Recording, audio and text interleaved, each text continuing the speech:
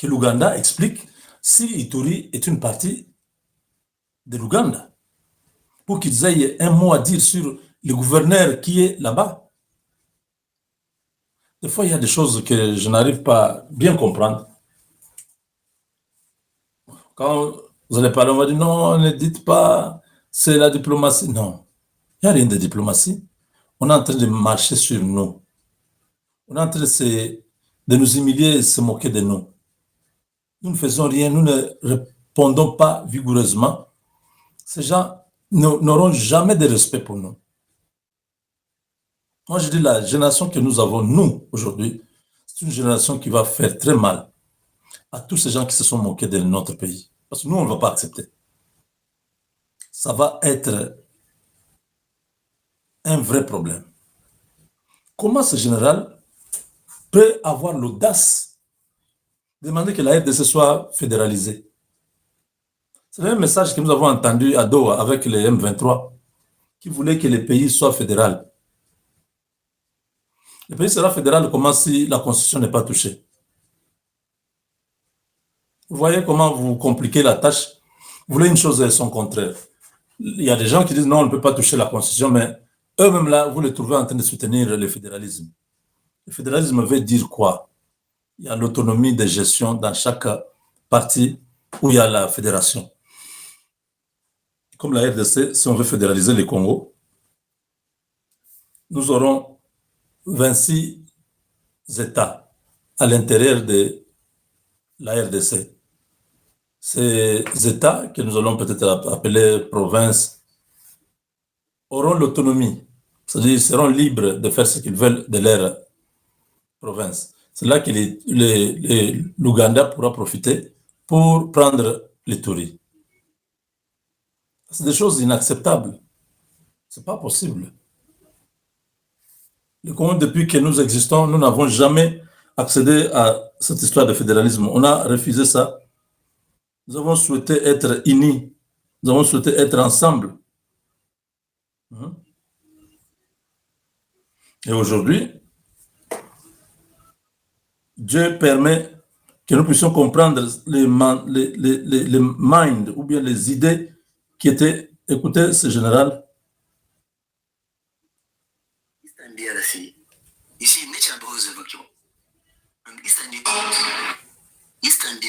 L'Est de la RDC.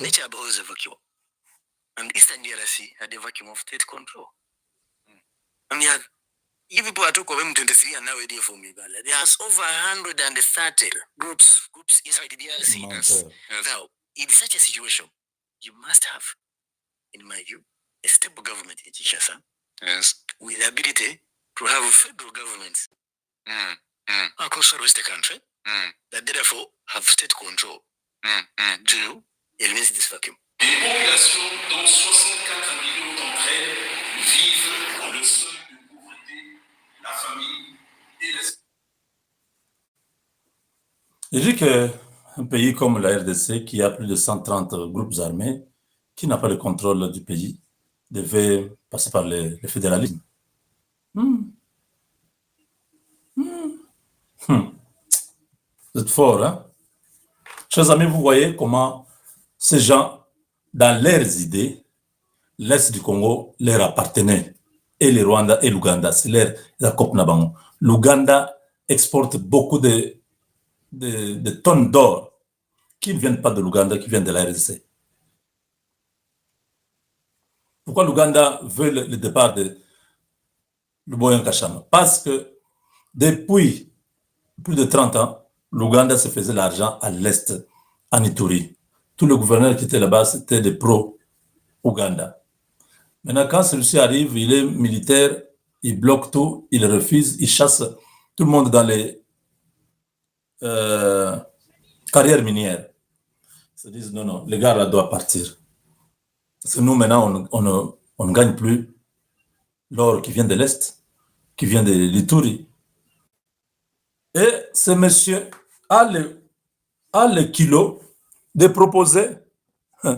Il dit que Eastern DRC, ici, nature abhors a vacuum. And Eastern DRC had a vacuum of state control.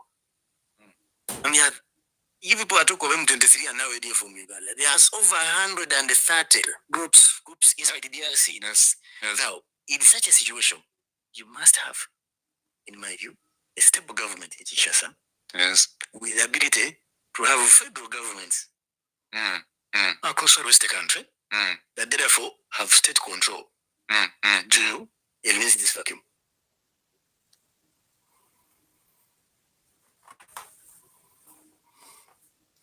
Voilà. Donc le gars a pondu la vérité. Il a sorti la vérité. Si dans une émission, il vient parler ça, c'est ce qui se dit dans leur gouvernement, ce qui se dit en dessous de table. Ils disent qu'il faut qu'il y ait un gouvernement stable à Kinshasa et qu'il y a le fédéralisme dans le pays. Donc Kinshasa n'est pas stable, d'après cet individu, qui est un type qui a un mauvais visage comme ça. Les Ougandais, vous-même là, que Dieu vous pardonne, un type laid comme ça, mauvais comme ça, tout ce qu'il trouve, c'est a state government, a stable government in Kinshasa with fédéral. Quel fédéral? Il n'y a pas de fédéralisme au Congo. Et nous avons un gouvernement stable. Pour eux, le gouvernement stable, c'est celui que Kagame envoie un Rwandais diriger le Congo. Dans tout babi bon, bafuka babi. Yama ya chanan. Baka manya kuloko maito. Des individus comme ça.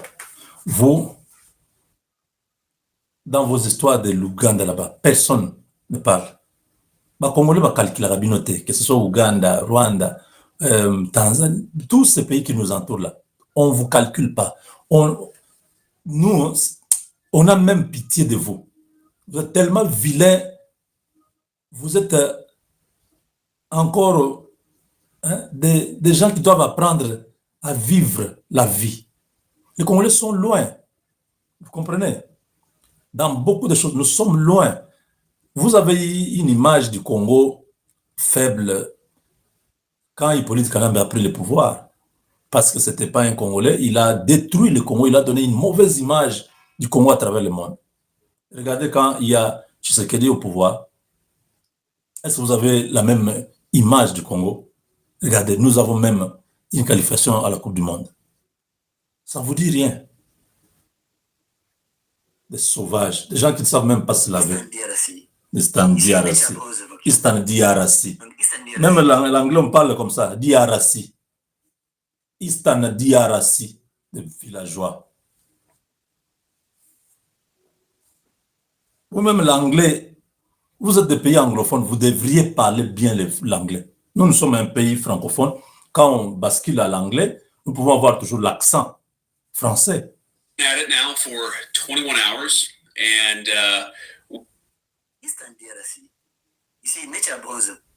vous entendez? Vous êtes toujours comme ça. Même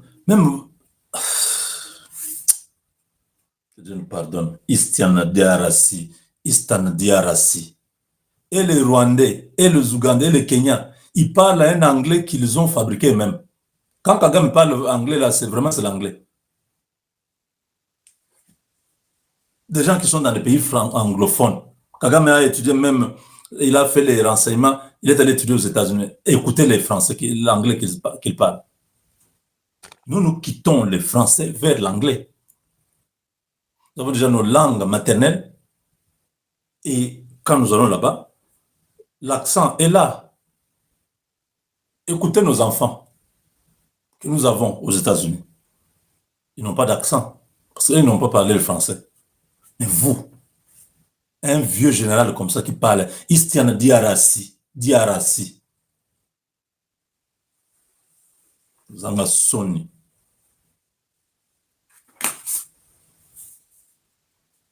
Vous êtes jaloux comme ça, vous enviez nos femmes, vous enviez notre pays, vous enviez tout ce qui est chez nous. Est-ce que nous, on envie vos femmes? On envie vos pays. Vous n'avez rien, des pays pauvres. Vous enviez tout de la RDC. C'est notre musique que vous consommez là-bas. Oui. Quand j'ai vu même le président, un autre vilain là, Kenyan, avec les dents dehors comme ça, en train de dire, wale watu wa Kongomani, wale waku va mavazi, ko apa abana tangombe. Mais regardez-moi des gens comme ça. Est-ce que vous regardez même dans les miroirs? Même la peau est très noire, très noire.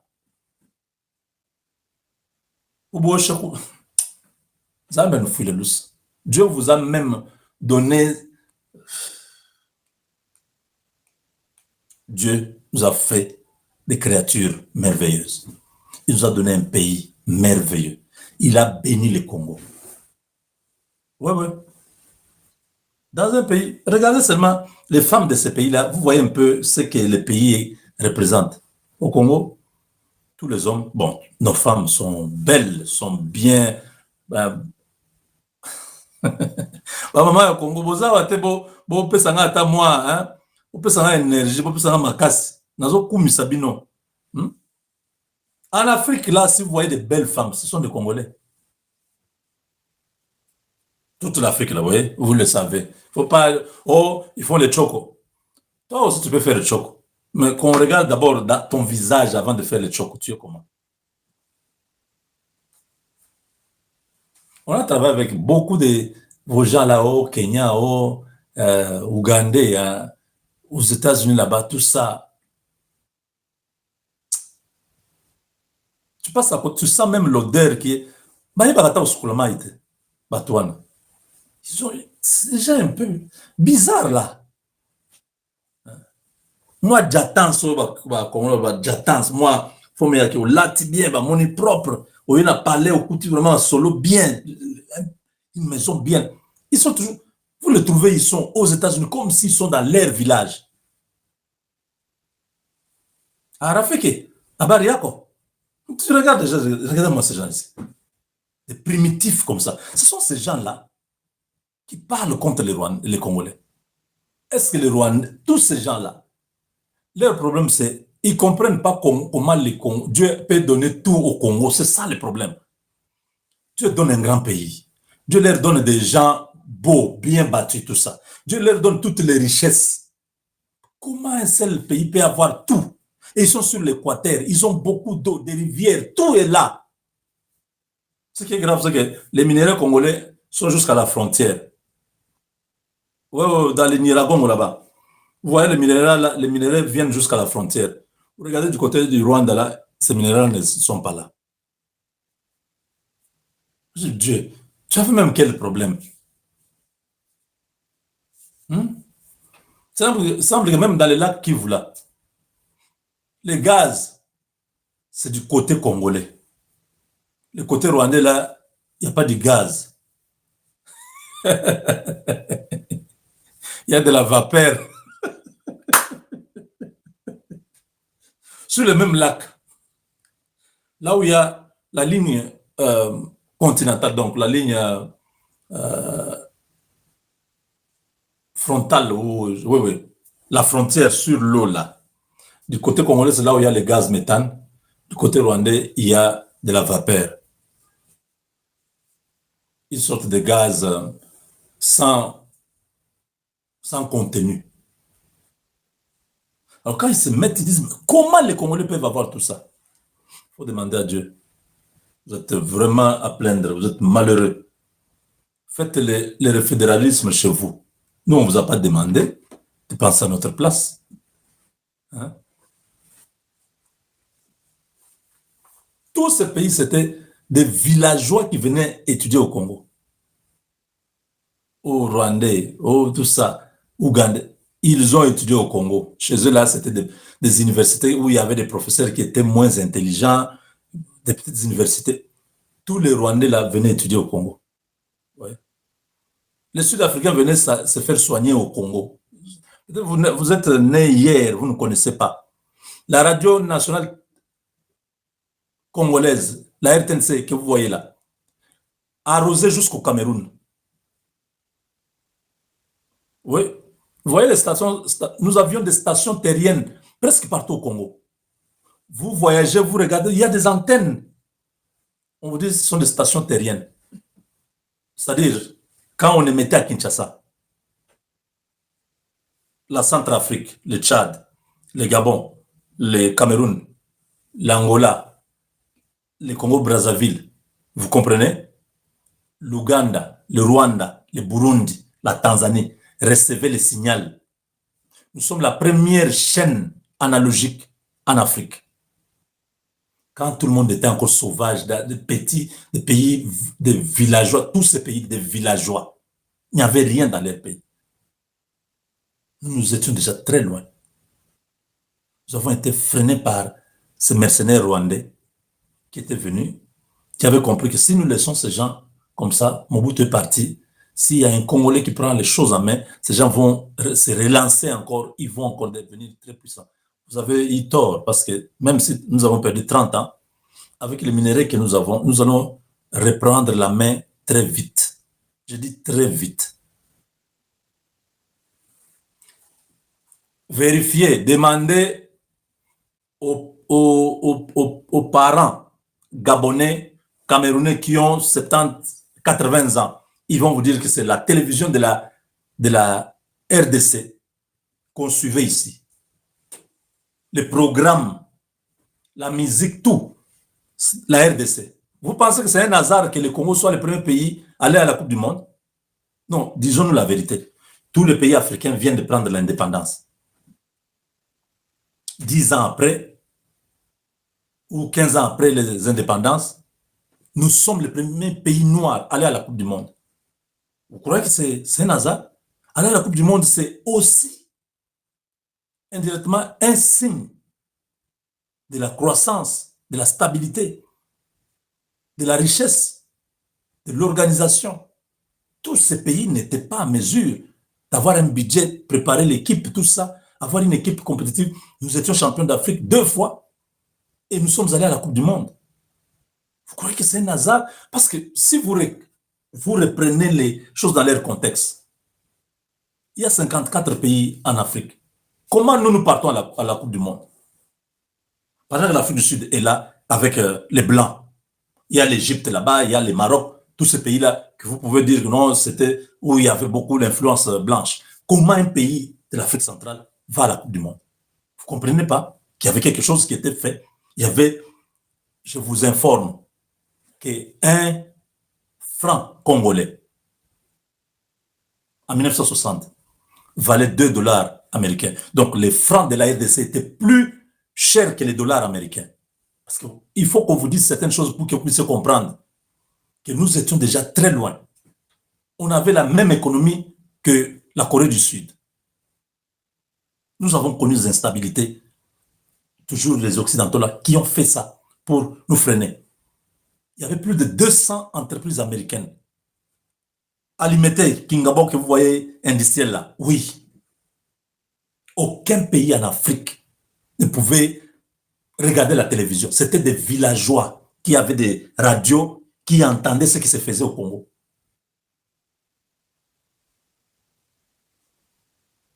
Je sais qu'il y a beaucoup d'Africains qui suivent mon émission, qu'ils sachent que le Congo n'est pas leur ami. Hein.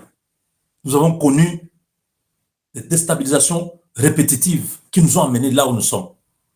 Et nous avons compris pourquoi il y avait une complicité africaine. Quand nous on pleurait, quand on était dans des problèmes, aucun pays africain ne venait à notre aide. Ils voulaient que nous puissions disparaître. Ils ont un grand pays comme ça, pourquoi? Nous, on nous a coupés dans des petits pays, et ils sont grands comme ça, pourquoi? Nous ne sommes pas grands au hasard. L'Amérique pouvait aussi être des petits États, non? Ils se sont mis ensemble pour avoir un grand État. La Chine continentale que vous voyez, ce n'était pas comme ça. Une grande partie de la Chine s'appelait la Mongolie. La Mongolie que vous voyez là. C'est ce que vous avez la Chine aujourd'hui. La Mongolie était une puissance. Avec Genghis Khan, lisez l'histoire. Genghis Khan était un grand empereur qui a conquis toute l'Asie, jusqu'à autour de la Turquie, l'Europe. Genghis Khan, c'était lui. Toute la Chine là s'appelait la Mongolie. Une petite partie était la Chine. Ils ont perdu. Il y a eu des conquêtes et tout ça qui ont fait que aujourd'hui la Mongolie a été réduite vers le nord de la Chine. Et ceux qui ont fait ça, c'est qui? C'est la France, c'est les États-Unis, c'est l'Angleterre, c'est les Japon, c'est la Russie. C'est 5 pays dans l'opération Open Box. Ils sont entrés, ils ont saucissonné la Mongolie. Ils ont réduit la capacité de ces pays-là. Ils ont colonisé. En Chine, aujourd'hui, il y a, là on appelle Canton, il y avait le français là-bas. Toute la partie Nguanzhou, tout ça, c'était les Français qui étaient là-bas. Il faut lire l'histoire, il faut connaître les choses. Des fois, quand on ne dit rien, vous pensez que, oh non, voilà les Congolais. Non, ne parlez pas du Congo comme ça.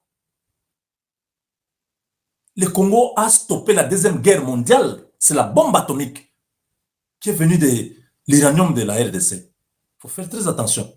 C'est le Congo qui a aidé le monde à ce boom de la révolution industrielle. Ouais, le monde n'avait pas du cuivre, n'avait pas du caoutchouc. Ça venait de la RDC. Le caoutchouc pour les véhicules. Le cuivre a contribué là-bas. À chaque révolution, c'est toujours la RDC qui est là. Oui. La révolution numérique, c'est la RDC qui amène ça avec les coltans congolais. Donc ne pensez pas que si nous ne parlons pas, nous ne connaissons pas ce qu'il y a. Nous sommes par vocation une grande nation. Vous comprenez? C'est pourquoi beaucoup de nations puissantes veulent nous faire disparaître.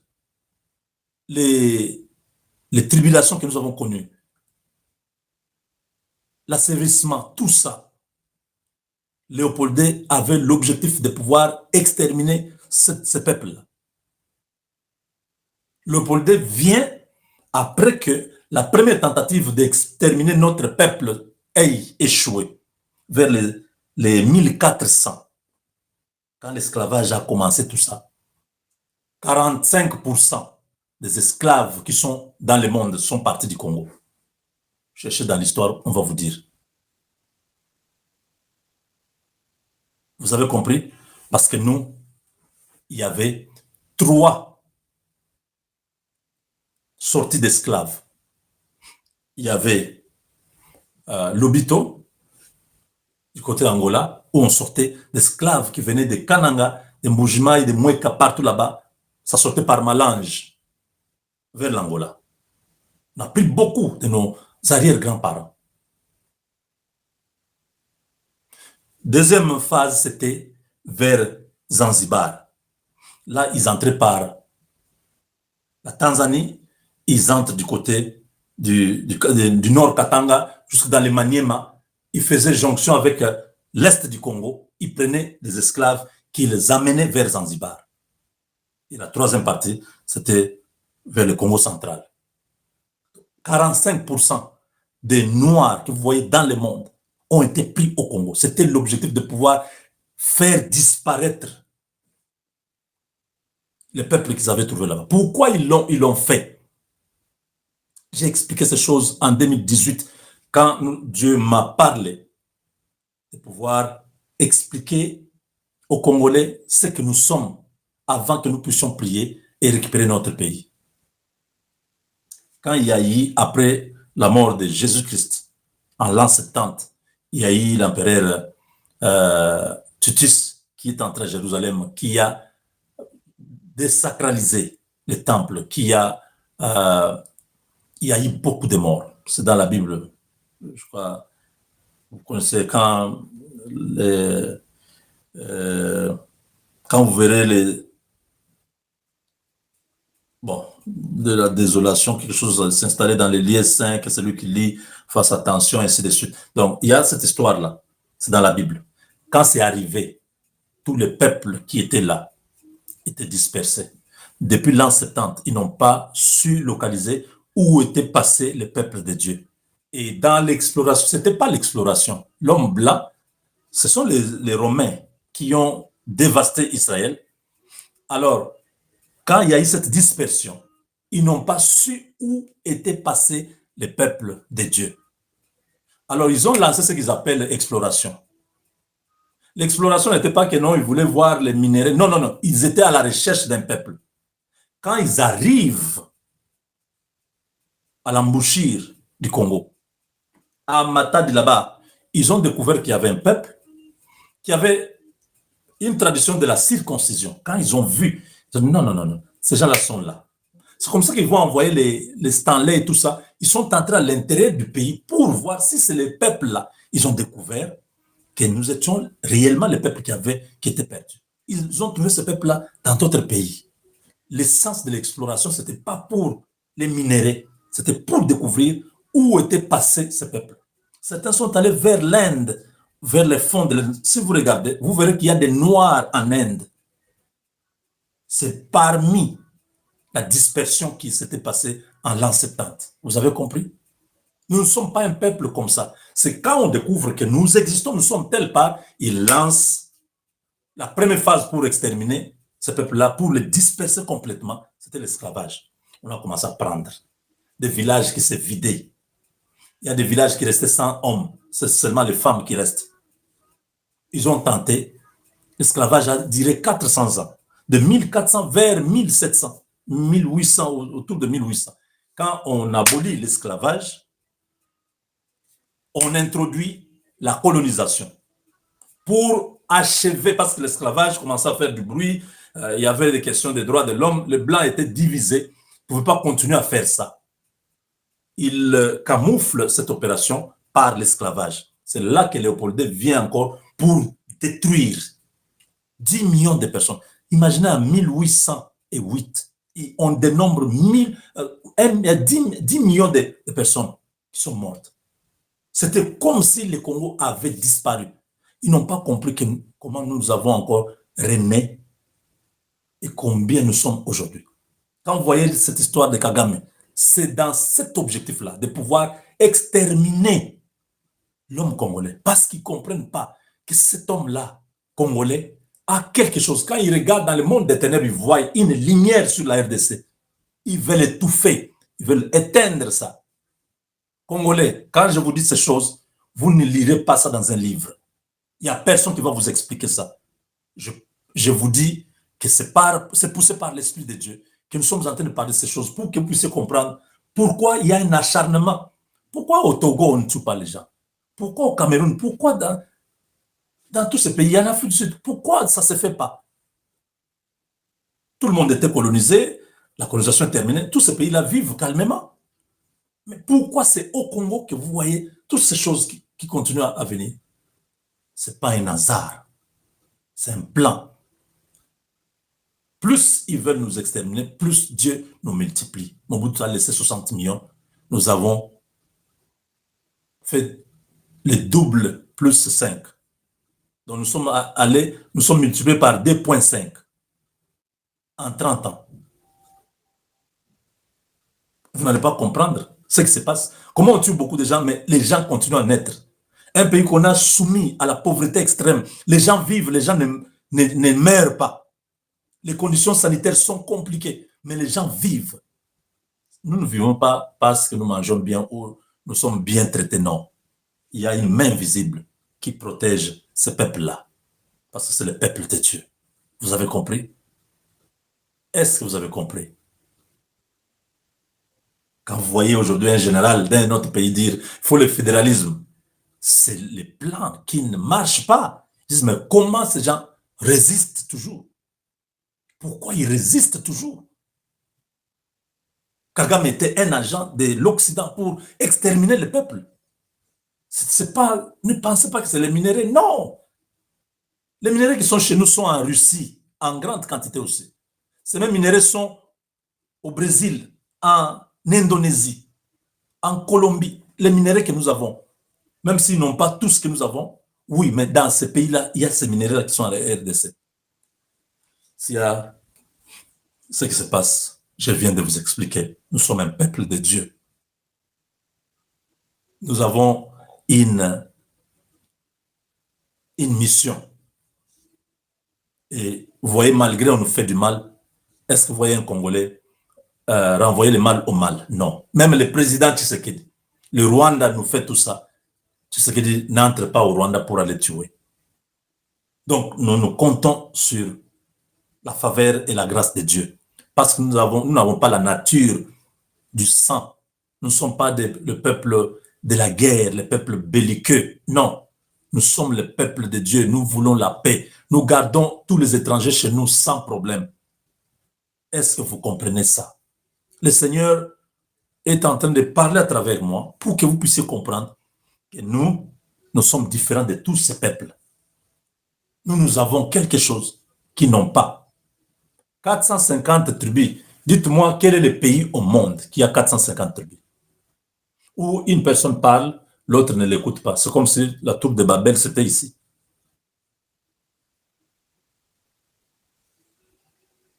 Comment on peut se retrouver qu'une personne parle, l'autre ne l'écoute pas? 450. Ce n'est pas un hasard. Ce n'est pas des choses fabriquées, non. Qui a dénombré 450 tribus? C'est eux, les Belges. Le professeur Van Sina. Ce sont des grands ethnologues, les gens qui étudient les ethnies. Ils sont venus au Congo, ils ont parcouru le Congo, ils ont dénombré 450 tribus. C'est-à-dire, celui-là parle, l'autre ne l'écoute pas. Même les villages contigus. Dans ces villages, on parle une langue. Dans l'autre village, on parle l'autre langue. Les deux là ne s'entendent pas. Dieu a fait des choses extraordinaires au Congo que les gens regardent, mais les gens ne sont pas capables d'interpréter, de comprendre. C'est pourquoi je vous amène à cette dimension pour comprendre que ce n'est pas un hasard. Israël est la maison de Dieu. Et Dieu dit, si vous vous éloignez de moi, je m'éloigne de vous. Mais vous êtes ma prunelle. Donc chaque fois qu'on veut toucher pour détruire Israël, vous touchez à la prunelle de l'œil de l'Éternel. Ça, il ne permet pas. Vous voyez, quand prunelle, c'est-à-dire, regardez, quand les doigts là s'approchent, vous voyez, directement, l'œil ferme. Donc nous sommes protégés. Chaque fois qu'on a tenté de nous exterminer, ils n'ont pas réussi. Ils sont venus faire l'expérimentation du sida au Congo pour exterminer. Ça, c'est un virus fabriqué dans les laboratoires pour exterminer un peuple. Comment il y a 194 pays au monde? On veut le faire au Congo. Ebola, ils font cette histoire de singes. Ils amènent, mais il y a plein de pays qui ont les singes chez eux. Pourquoi ils ne sont pas allés partout? Ils ont tenté plusieurs épidémies. Ils viennent faire leur expérimentation. Ils commencent avec nous. Pourquoi nous? Parce que nous avons un ADN différent. Est-ce que vous comprenez? Si ça réussit chez les Congolais, ça va réussir chez tous les hommes qui sont sur la terre. Oh, attends. Donc, vous ne comprenez pas ce que je suis en train de vous expliquer. Pourquoi les sida, on ne pouvait pas essayer ça en Arabie Saoudite ou en France? Nous sommes tous des humains, non? Pourquoi ils viennent commencer avec ça en RDC? Pourquoi Léopold II vous dit, si vous allez là-bas, n'enseignez pas à ces gens-là Dieu. Ces gens-là connaissent Dieu.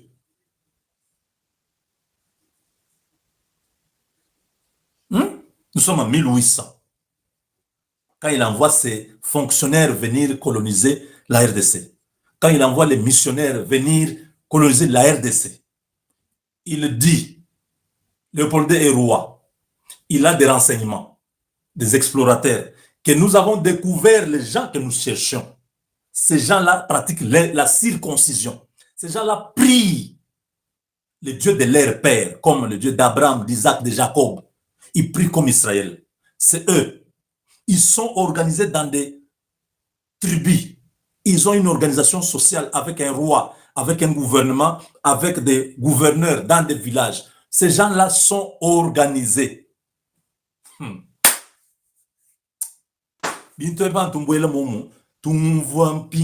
Ces choses, j'ai expliqué ça en 2018. J'ai fait 4 semaines en train d'enseigner, en train de prier. La libération que nous avons au Congo, nous avons vu ça pendant que beaucoup ne voyaient pas. Ce sont ces explorateurs à 1400, 1500, 1600 qui ont documenté, qui ont donné au roi. Le roi a vu. On a dit au roi, ces gens-là, oh, le catholicisme, tout ça, ces gens-là connaissent Dieu. Ils prient Nzambi. ils prient. Moulop, Maweja, Nzakomba. Ils connaissent Dieu. N'allez pas leur enseigner à prier. Mais si on dit que les peuples africains, nous étions des primitifs, donc on ne connaissait rien, il n'y avait pas de civilisation. Mais qui était venu enseigner à nos ancêtres? En 1400, on découvre que ces peuples-là pratiquaient la circoncision, mariaient leurs filles avec la dot, comme c'est dans la Bible. Il y avait le droit d'aînesse, le droit de terre. Il y avait des rois et l'organisation du royaume. C'était des mini-États qui avaient des traités avec des autres États. C'est-à-dire qu'il y avait des alliances. Si le fils du roi X se marie à la fille du roi Y, les deux là signent des alliances. Ils ne peuvent pas se battre. Toutes ces choses-là, qui a enseigné à nos ancêtres ces choses? Parce que vous pensez que c'est l'homme blanc qui a amené la civilisation. Non, nos ancêtres. C'est l'origine même de tout ce qui existe.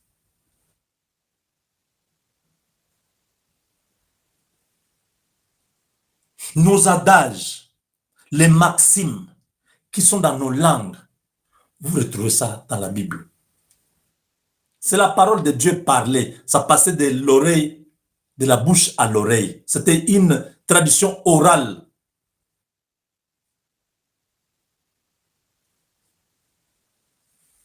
Vous n'avez pas grandi avec vos grands-parents dans le village. Ce que je dis là, c'est comme si je suis en train d'inventer des choses. J'ai vécu avec mon grand-père.